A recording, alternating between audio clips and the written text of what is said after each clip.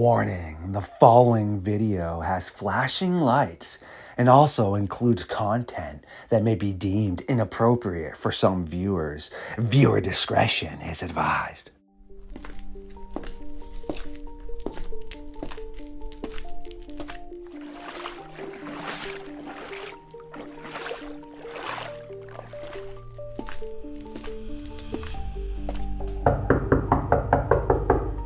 Stephen Barrios, aka Noixium, or also known as Brother Nature, has already snuck by my guards and found his way into the darkness of the Fox Den for another episode of Midnight Lycanthropy here on LordeStarfox Radio. I really do need to feed.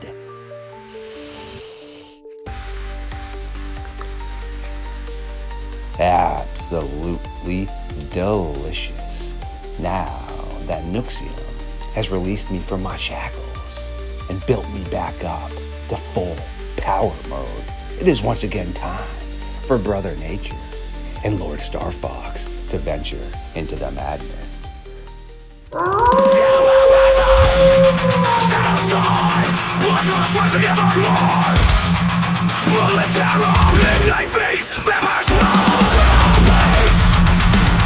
Stood up. I said, oh my god, it's a werewolf, and everybody in the car freaked out.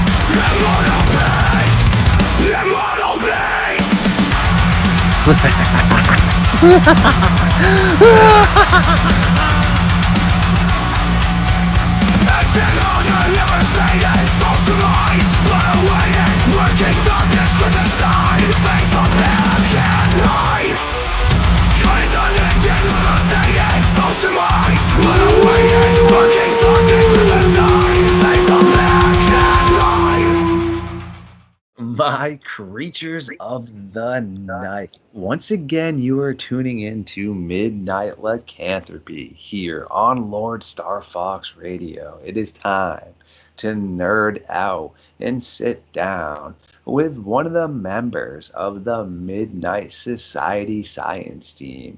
Noixium, aka Brother Nature, has set up the late night fire so that we can burn the timber into the early hours of the morning. What have you been up to?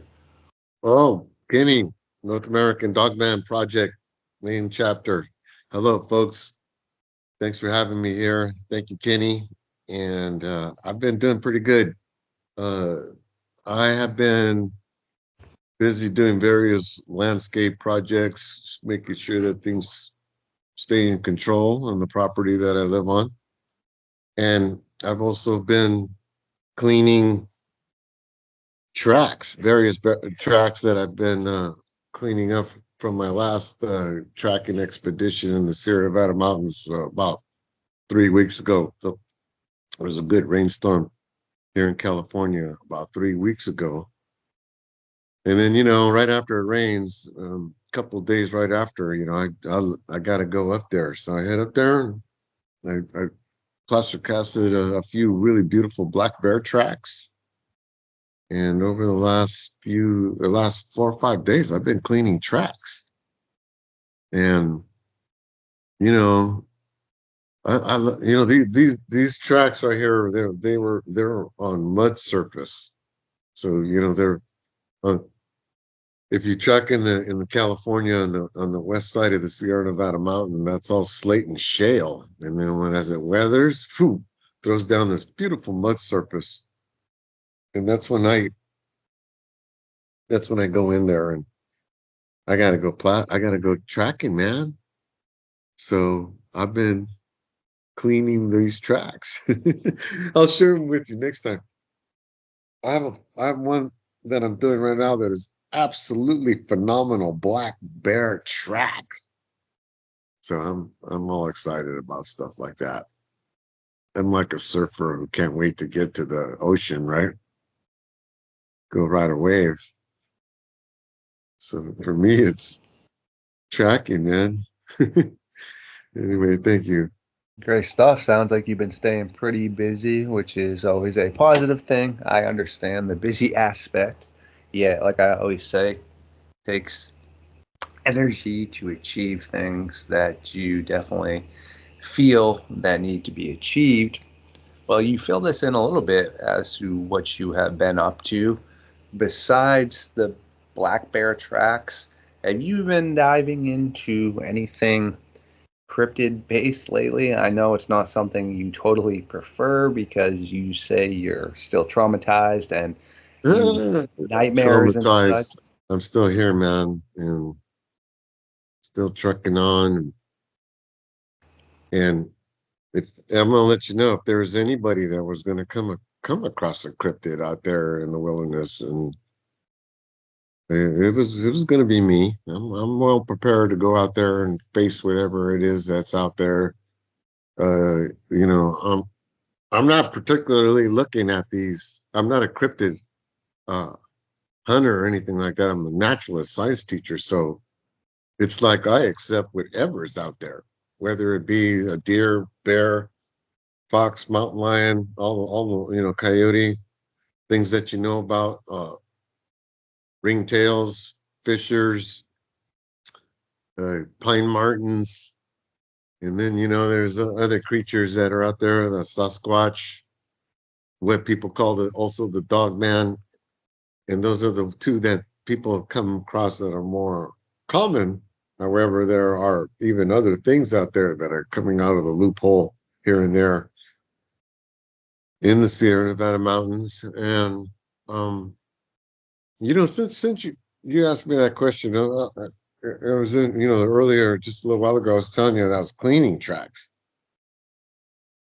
Well, about it's been 2 years now, and that this is a different subject other than when I came across my Dogman over there in the Sierra in the Desolation Wilderness, right? This is a different time. I actually was called up by the community up there in El Portal, and these are really nice people. I go camping there all the time, right? It's one of my hot spots where I go camping. And at this time of year, this is actually a wonderful time to go tracking. This is at 3,000-foot elevation, so all those animals that are in Yosemite in the high territory, they're coming down right now. And I was just mentioning that slate and that shale, it creates that excellent mud surface. Well, along that wildlife corridor, the mountain lions are coming in, and their bears are there. The coyotes are just the other day. I was able to, I took footage and a look at the Sierra Nevada gray fox. I got it on film. But 2 years ago, the community called me up and asked me to do an investigation. And they asked me to go up there because they didn't want a big hoopla hoopadoo. And they, it's like I said, check this out. My dad back in we're talking 1975, 76 or something, man. He was tired of Yosemite because my dad, he used to love outdoor wilderness. He couldn't stand being too many people. He was all there back in that day, man. Check this out.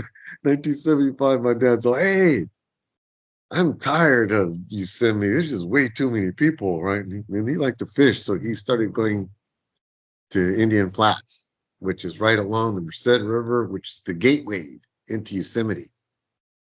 So they call it the portal.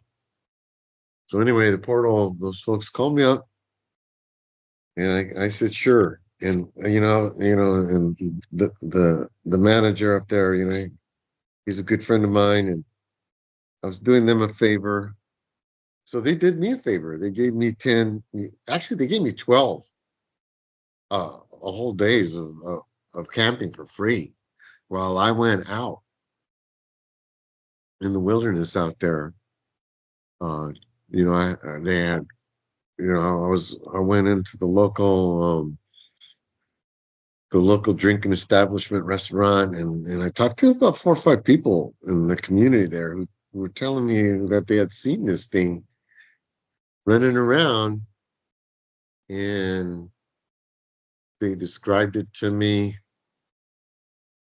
And at that time, I go, okay, I'll check it out. So they were telling me that the dogs and cats are missing. And so I was going, well, that alone is significant in itself, because if the dogs and cats are going missing, there's something taking them, right? Some predator is eating them, and it could have been in that area. It could be a very well pack of coyotes going right through, and your dog and cat happen to be in the way. Shoot, they're in the food chain, baby. That's just the way it goes, right? Even that's the way it goes for me. Because I'm out there, so we're out there. Knock on wood, and thank the rituals that I do to protect me. But we'll get into that in just a minute. So, after checking the people out and telling me where they had seen this thing going across, I'd start my day early in the morning, have a cup of coffee with my buddy Tony over there, who manages the hotel, and I let him know where I would go and tell him I'm going to be gone. I start my day, I got to get up early. And so I'm having my cup of coffee like at 7 o'clock, and I'm on the trail at 7:30, and I'm coming back in before nightfall. So at 5:30, 6:30, at that point in time, I come inside and I let the office know that I'm back. So that particular trip, 12 days out there, was very unusual, man, in that not only were the dogs and cats missing, I didn't see a single raccoon track. I didn't see a deer track. I didn't see hardly any of the tracks except for the bear. And the bear, this one that's on that other side, she's got a cub with her, and that bear is like 350-pound bear. So she could hold her own against any creature that even tries to mess with her, because she's a protector, her cub, right? And I did manage to cast 6 tracks that are highly unusual, and it was like something that these folks told me was running around, and that's where I went first to check it out, and that's where I came across these unusual tracks. Next time we talk, I'll pull them out. I actually gave one to a good friend of mine, a great science teacher, friend of mine, to take a look at it. He's still checking. What the heck, right? Anyway, yeah, highly unusual tracks that I got there. Even I was cleaning one of those today. So there's one photograph that I got that something is looking at me from the bushes. And that one I'm going to send to you too, so we could take a good look at that one. And the forest was incredibly quiet. And when you have a total forest quiet in an area, man, where you normally hear a bunch of things cluttering by, birds, everything moving by, and nothing's happening there, that's one particular sense that you should pay attention to, because that means something is happening somewhere. Something's going on. So that was my last cryptid adventure, and that would happen, like I said. And then the reason why I took to take look at a lot of, well, why didn't you got these tracks 2 years already? It takes such a long time to clean tracks and all this other stuff like that. Well, you know what? I was actually trained by the East Bay Regional Park District on the taxonomy and all these scientific applications, and how to put exhibits together. And it takes me a while to actually clean tracks to make, and then I'm also, I have an AA in art. So to me, a track isn't just a track; it's an art piece that I'm working on. That that I get to work on. I get lucky enough that I get creatures that put their footprint on the ground, and I get to check it out, see what it is, plaster cast it, and yeah. So anyway, that's where I'm at with that. That's beautiful stuff right there. That Excellent was a lot. information. Yeah, that was a lot of rambling. Great stuff. It's always good to learn things, and I always encourage anyone out there to fill up the good old file cabinet in your brain as much as possible, especially with quality information. Make sure that it's not the bad information. The reason I had mentioned that is I was just trying to, I guess, get a comprehension of more or less.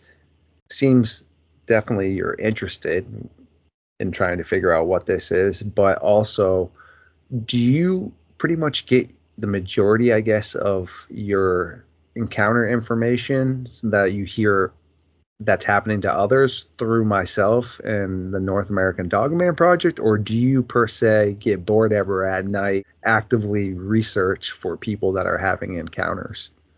All right. So that's a good question right there. Now, before I answer that question, let me go back just a little bit further, 3 years ago, when I came in contact with the Dogman, the werewolf in the Sierra Nevada mountains.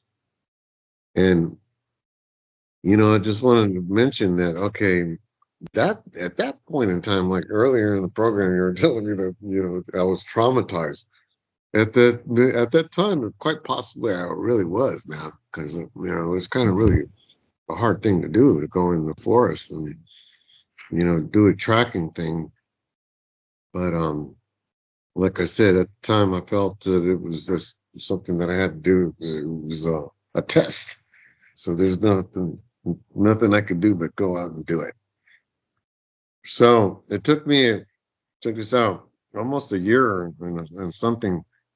Those tracks stood in shoe boxes in the trunk of my car for a year and a half before I even took them out to clean. So anyway, I just wanted to throw that one out there because, okay, now I'm jumping back this time now, right? And so I had to do research on everything because, okay, and was I the only one that saw this creature? Right? So I called up the Washoe. The Washoe people are the Native Americans that originated from that land. They'd lived there for thousands of years. And I did talk to a couple of their medicine people over there. And they told me that, no, I am not the only person that saw this creature. That there were others, but I'm the only one that went and tracked it.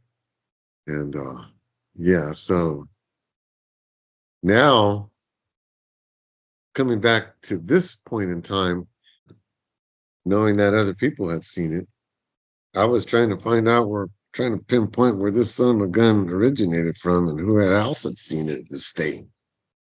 So it kind of pulled me into what is known as the cryptozoology world. Because remember, before then, I was just in the world of science.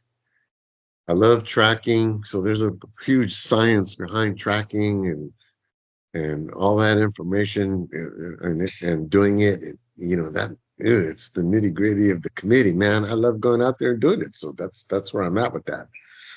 So I'm not gonna not do that. And then I know full well that there's these things out there. So I check this out. I don't want to have my whole world consumed by cryptozoology, the Dogman. So I still spend time to go out there to calm myself down in nature. And it forces me to do research on all the subjects, right? So I'm out there now, and I try to limit my time researching cryptozoology because I'm doing my own thing, man. I need to live my own life, and I need to communicate. And okay, so yeah, so I'm doing so at night, right? Now, when I first encountered the Dogman, you guys call him the Dogman, I call him the Wolfman, man. He had more of a wolf face. And that son of a gun, he came at me at 3:15 in the AM in the morning. And it's just something that I'm never gonna forget. That's just all there is to it, right? Just things you don't forget. And I just won't forget the three snaps of his jaw. Man, I mean, it was just as strong as an alligator. That's just how I was. So I knew right then I'm pretty big trouble right there, Kenny and folks. So I just played possum, man, because I was going, oh man, I'm in big trouble.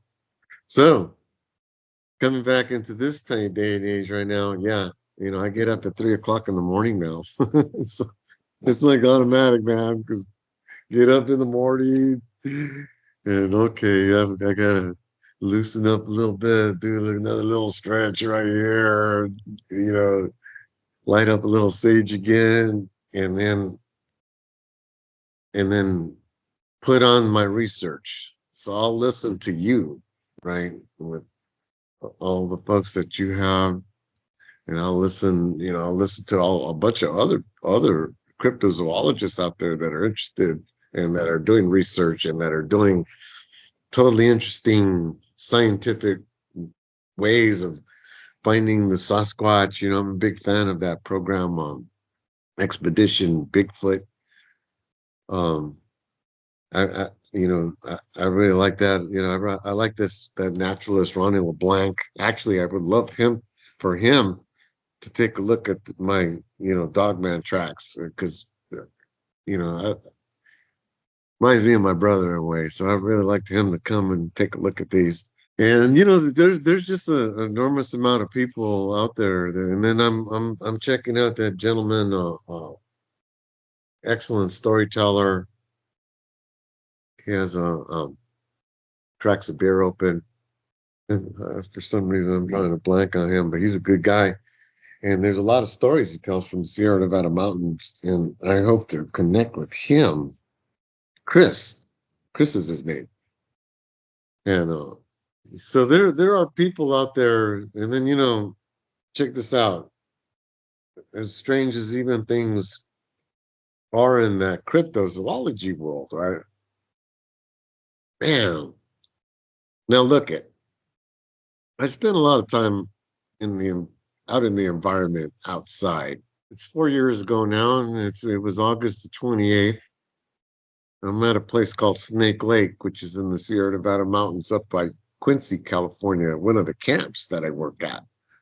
So it's my corner, my bioregion, man. That's where I go do my teaching, my studies, all kinds of great stuff over there.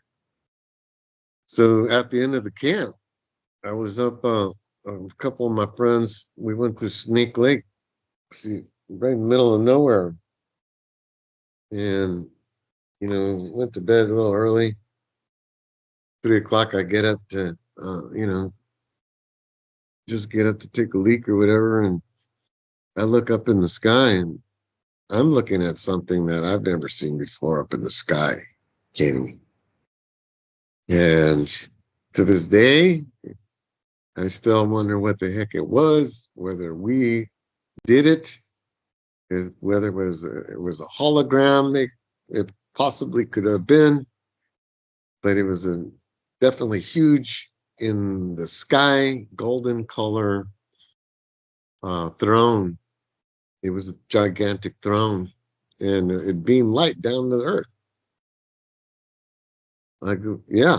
So I'm trying to figure out all these different mysteries now because so like you were just do I do research, stay up, all this stuff? Well, you know what? At that point in time, I'm also checking out UFO programs, right? All these different UFO programs and see if anybody had come across anything that I seen. And so far, I haven't, which makes me think that we created this thing, and which makes it even weirder. Why would we be putting this thing up there? And even then, maybe I'm wrong. Maybe it is extra from another world because, once again, I never seen anything like that. Then, just a year ago, with some partners of mine, 7 of us fellows kicking back at Indian Flats, something flew up past us up in the sky. And there's another thing I never seen before, full of lights. So I'm not really sure what the heck is going on in many ways. But there are great mysteries out there. And they're letting themselves be known more and more every day. Very interesting stuff as always. Nice with the knowledge pump up in the good old brain upstairs. And you were referring to Base Camp Chris, which is the gentleman with the Sierra Nevada storytelling. Very interesting. Yes. Base Camp Chris. I love that dude, man. I'm sorry I forgot your name, Chris. I should have wrote it down, but very intriguing stuff he does tell over there. And check this out, Chris. Right here. Chris, I live in California, and I know you live over by Carson City. I have no problem driving over to you, man, because I want to meet you, and I want to show you my track collection, and I want to tell you my stories, Base Camp, and I'll show you what I have, man, because you're another guy I really like to sit with, crack open a beer, and let's do a slideshow. So there's my challenge to Base Camp Chris. Excellent stuff. I will try to reach out to him for you. I do believe I befriended him a while ago on Instagram. I don't really use the gram that much anymore. Yeah, I will see if I can't maybe make a comment on our video once yours and I's video drops and see if he maybe chimes in. Very interesting stuff for sure. Thank you for the kudos. I appreciate you allotting some of your time to check out my content. Great stuff, and putting me on the level with some of the other people you have spoken about. Again, great stuff. I appreciate you. You're a heavy hitter, man. You're a heavy hitter, dude, in the cryptid world. I see you go big places, man. You're high on the totem pole. Wow. Anyway, what were you saying? Such kudos right there again, and you're part of the squad, so you're coming with me, man, and thank you for contributing what you do and thinking highly of me. It's a lot of work, and I do enjoy helping people out, trying to get out proper information. Excellent stuff by you again, which I shouldn't expect anything less being a scientist. That's what scientists do. And I wanted to make a quick little mention of, since you're a naturalist, I'm a big fan of Cody Lundeen. I don't know if you've ever heard of him. I have wanted to speak to him for quite a long time. He is from Arizona, lives off-grid in a house. Dual survival. That's yes, brother. That's another one of my programs that I watch. I love that guy. He's my favorite dude ever. When it comes to survival. Yeah, he's another guy I would like to hike around with, man, and go tracking with that dude. So if you ever get a hold of him, I would definitely love to go to Arizona. My people are from Arizona, so anytime I get to Arizona, I love Arizona, and so yeah, Cody. Yes, Lundeen, he's the man. I'm so glad you were able to pick up on that quickly. I just in general, because it's better for our feet, I obviously don't walk through the city, or into public bathrooms, but when I'm around my house, out in my yard, walking around, yes, I try to be barefoot all the time because it is much better for you. I do have these really cool 5 finger Vibram shoes. All right, they're toe shoes. So when I am out in public and such and need to be wearing shoes in the grocery store, it's about as barefoot as you can get. They're the best shoes I have ever gotten in my life. Yet I do really like his concept of more than half of the world is barefoot still. It is better for your feet. Just look at the scientific analytics of what a modern day person's foot looks like when it's inside of a shoe all the time. Look at ancient people's feet, or even people from like 1,000 years ago, how much healthier their feet are. Look at things like Survivor Man. Okay, I've seen him go to other countries where he's in the jungle and he is trying to climb up the tree like a lot of the indigenous people are. They're barefoot and their feet are like pretty large because they're spread out the way they should be. They can scale these trees so fast. Survivor Man's got like boots on trying to climb the tree and he can't even do it, right? It just goes to show you. Well, you know, some people were taught, and their feet are like adapted to actually inward to climb trees like that, palm trees. You know, they get up there so quick. Right? That's what I'm saying. Because technically you should be able to grip. And then if you're not walking, if you're walking barefoot like Cody is, right? Your bottom of your feet are getting. I'm pretty sure his feet are pretty callous, pretty rough. However, you need rough feet like that to move around in the terrain like that, and your foot would become. It's an adaptation and adjustment that your body would compensate. So he's more than well adjusted to walking around barefoot, right? Plus, you know, he's a top-notch survivalist. The guy knows a lot of stuff, man. So freaking cool. And I've seen you barefoot before as well, which is why I brought that up. I think I've seen you barefoot in almost every one of your videos where you're talking about tracks. I may be incorrect. You seemingly walk around barefoot as well, right? Well, you know, a lot of the time, right, where I'm at when I'm tracking, like right now, it's muddy. So the best thing to do is to walk around with bare feet, man. The mud feels so good on your feet. It's cool, and it's just it's squishing.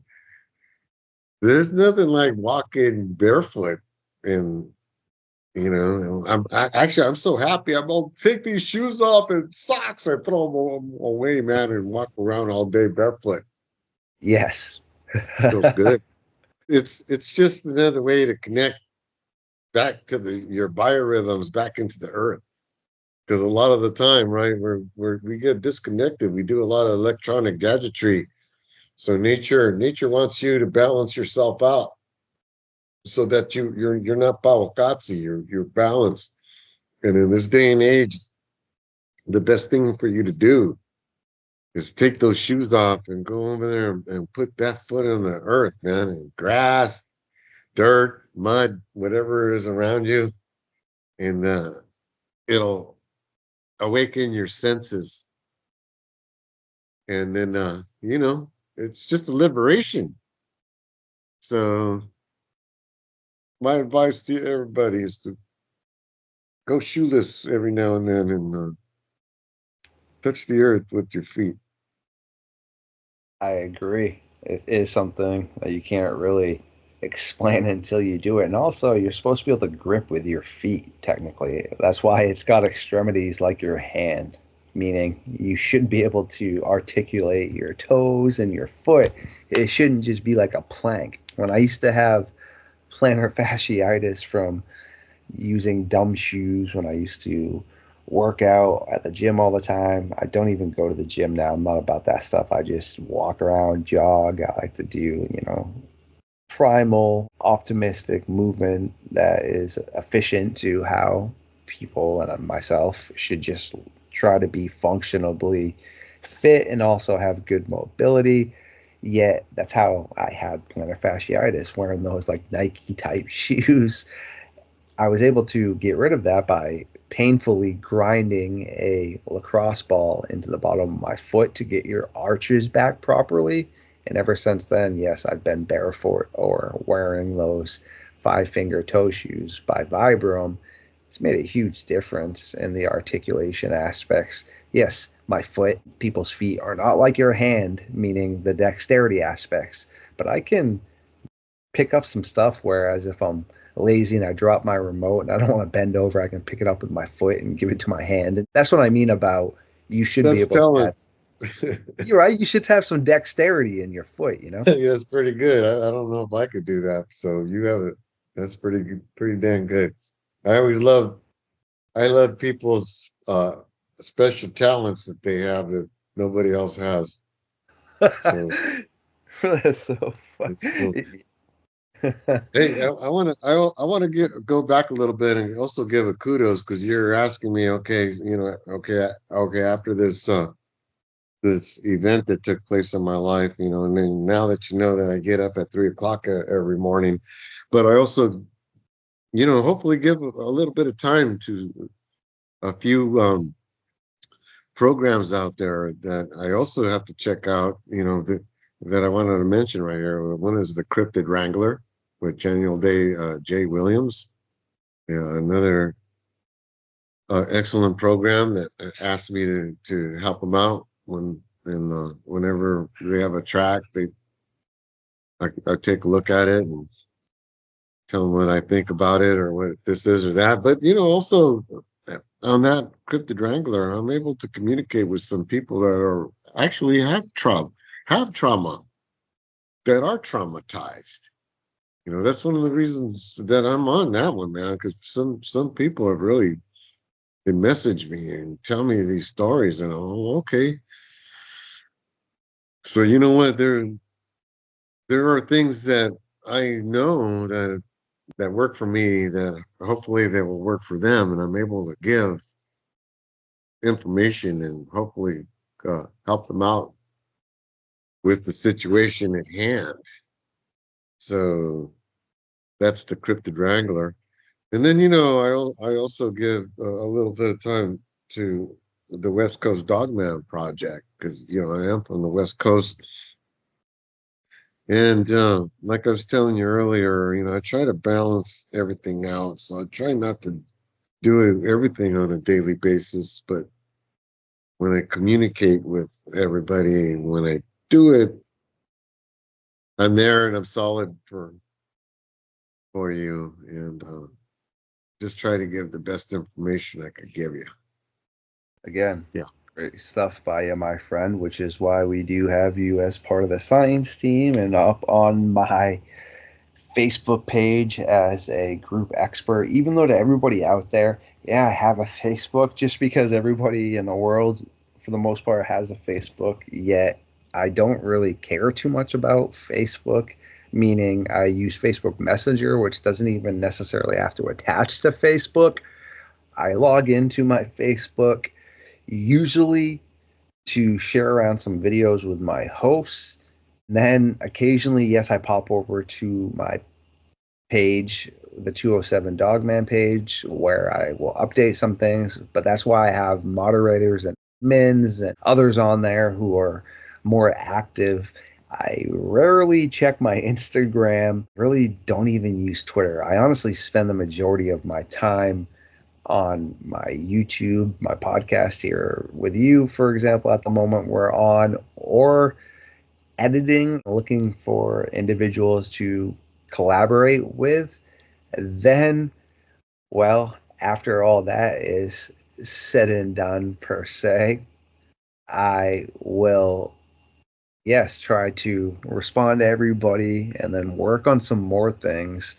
Yet I definitely am not one of those people that is scrolling through my Facebook feeds, meaning when I do log in, whatever I see in front of my face, I don't know how many things it shows me, what, five, six, I don't know, to anybody, depends on how big your phone is.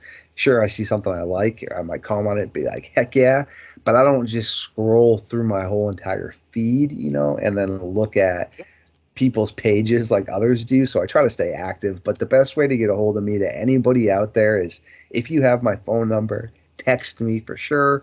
Call me. I don't really answer my calls too much, but text me. I will respond. And if you don't have my number, just hit me up on Facebook Messenger. Sure, if you do email me or message me on social media outside of Facebook Messenger, I will see it at some point, but it's pretty low on the totem pole for sure.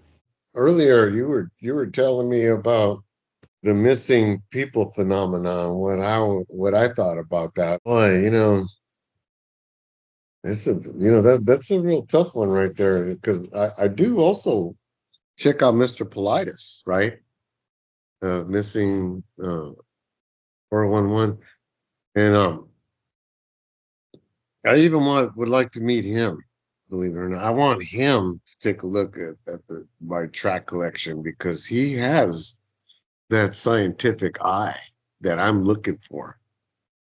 So, I know he's a busy man with a busy schedule. All these other guys are too, but he'd be one that I would like to meet and have a look at my tracks, and I could tell him what I know about it, because he's good that way, man. Okay, so we were talking about earlier, and that there are a lot of these triangles in not only in this country, but they're found worldwide.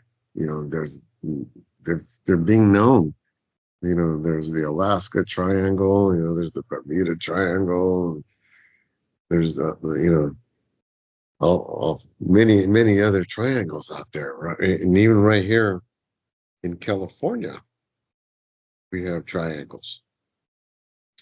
To me, they're even more like squares, because there's a lot of stuff that takes place in between, all the way from my bioregion, is what is known as the Shasta bioregion. So our main watershed comes from the Shasta Mountain and the Sacramento River, which is the largest river in California. It goes all the way through, and there's a lot of certain biomes and plants and animals and ecosystems within that area that create the whole bioregion as one. Creeks, rivers, ponds, lakes, everything in between. So as a naturalist, I go from one point to another, and I'm able to see a lot of things. I'm not saying I'm better than anybody or anything. That's just that I'm out there. That's just what I do. Like I said, I like to limit my television watching and, watch the real TV, which is the visible face of the earth out here. And I'm out checking it out. And, in this bioregion, there are areas that are known as paranormal hotspots. I've been in these places, and there's a different vibration in them. And for one thing, when I'm in there, I'm already my senses are already heightened, because, man, I'm alone. I have a little can of bear spray, and I have my 12-inch knife by my side. I carry a machete, and I carry my big hiking stick. That's all I carry. And in there, like I said, a little while ago, when I was something was looking at me from the bushes. Well, there was other times in the Sierra Nevada mountains where things were peeking their head out and checking out, even approaching. And some of these things, nobody has any idea what they really are. I don't even want to talk about them all that much right now. Maybe on another program, just let you know that they're out there. And you know what? Maybe they're not so friendly. Might be a few of them that are not so friendly, that have been able to come out of these areas. Now, the Sierra Nevada mountain, that's, like I was telling you, on one side, that's sedimentary rocks on one side, and then the volcanic area that just, the whole gigantic volcanic range all the way to Southern California, and all the way going up on the Cascade Range, all the way up to Washington. That's a wide range of wilderness area, places people don't even go into. And that's where a lot of these things live in, man. And they, they're out there. as far as missing 411, I can't put it past anything out there that couldn't pull you into a vortex where you go in, you ain't gonna come back out. Um, I don't want to freak out and scare anybody either, but there are, you know, there's a thing out there that can absorb you. As crazy as that might sound, and as off the wall that might be, that thing is out there, man. And it moves around. It's very, it could blend in. It's camouflage quite well. But like I'm telling everybody out there in the world, man, the human time is, morning. Get out there, get out of there before night. Go and enjoy yourself in nature, and go in with a group of people. There's safety in numbers. Always have a great first aid kit with you, and have a whistle. Just be careful out there. That is absolutely beautiful stuff. Again, creepy as heck, though, because people are missing at a pretty bizarre ratio, meaning, like I stated before, anywhere from 1,100 to 2,400 people yearly go missing. 5% are never found, which is, well, what we would say is nightmare fuel, as Noixium did touch base on with the whole triangles, missing people. Actually, on my podcast that I did right before I linked up with Brother Nature here, Barb Hartman and JJ Messenger, as well as myself, were talking about the Alaska Triangle. Again, missing people. As of about 3, maybe 4 or 5 years ago with the census, there were 738,000 people listed as in Alaska. In the past 20 years, 60,000 have been reported missing. Again, what the Christmas trees. Obviously, something is occurring. I'm not just saying it has to be Dogman or Bigfoot, yet there is something happening. I believe people are having misfortunes naturally out in the area, especially Alaska. There's a ton of snow. You and I go out during a snowstorm, we get buried in snow. More snow keeps coming. Does that area ever even really thaw out? Who knows? Yes, okay, animal predation, sure. Human violence, yes. Other things being involved, yes. But at the end of the day, all I can fully prove to anyone is people are missing in national forests. People are missing near cave systems. I just gave you statistics that anyone can look up themselves. I can also show you footprints that can't be verified. I can show you vocalizations, again, that can't be verified by people that specialize in that. And then I can also show you maps where we have had encounters shared to us of people reporting strange canine-looking creatures, baboons, hyenas, bear man. And I can also show you my book that I have of over 550 pages. Those are all things I can show you, actually bring credence to. Now, on the other spectrum, can I prove to anybody myself that Dogman and Sasquatch are responsible for people missing? No, I don't have enough analytics to fully blame that every missing person is them. But do I think they are involved with some of the cases I've covered, some of the lore I've heard? Yes, I do believe there is something involved there. Yet, I believe there's a lot of things. How do you feel about all that? Well, animals have territories, right? They're territorial creatures.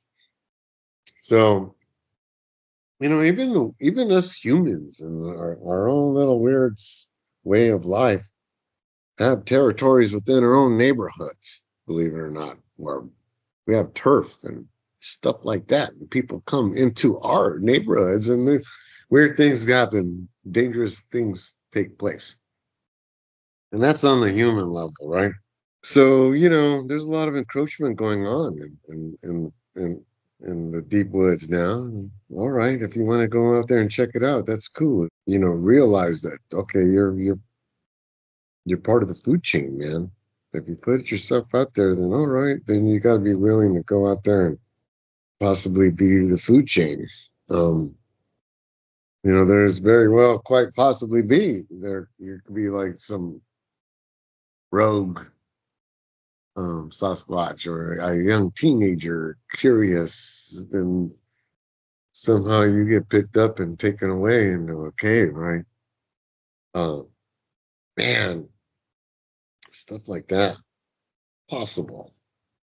I know for a fact that the son of a gun werewolf that came after me has no problem picking me 100. At that time, I weighed 160 pounds. And since then, and now I weigh 140. I kind of dropped 100. I dropped 20 pounds after meeting this son of a gun. Well, I'm better now. So anyway, so it is possible. All these things are out there now. Trust your instincts when you're out there, right? Get ready for your heightened sense. Don't go out there and, I'm just gonna go walk through the woods, man. Warm your hands up, snap your head, crack your neck, roll your fingers, shake your knees, walk like Sasquatch a minute. Get ready, get your game face on, and then go out there, and then come back, man. Let that just come back, right? Like I've been saying, come back before dark. That's where I'm at with all that. Again, absolutely excellent stuff, my friend. You are preaching the way you should be, and I appreciate all of that.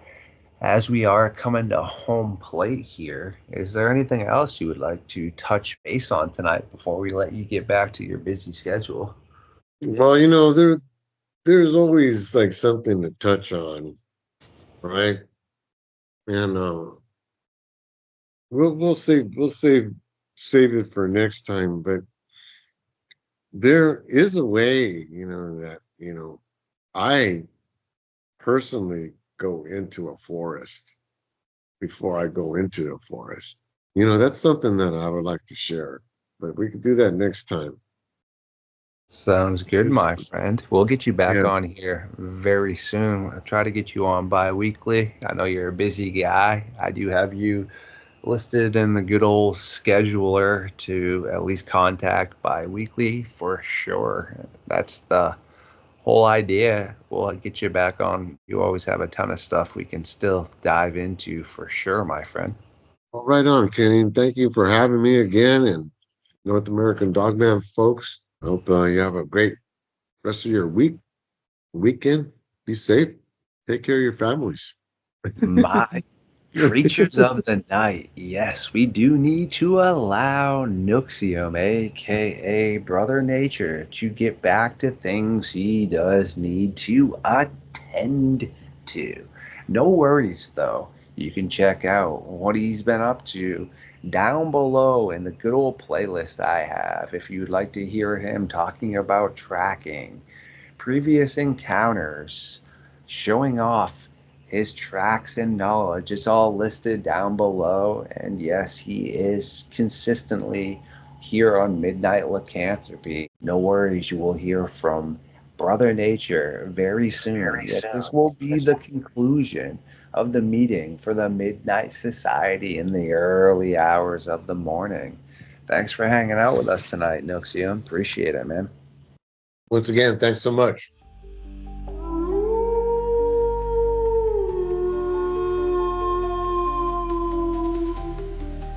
Ooh, you legends, you, I do adore every single one of you. And thank you for hanging out with us tonight. Please like, comment, subscribe, share the truth to the world.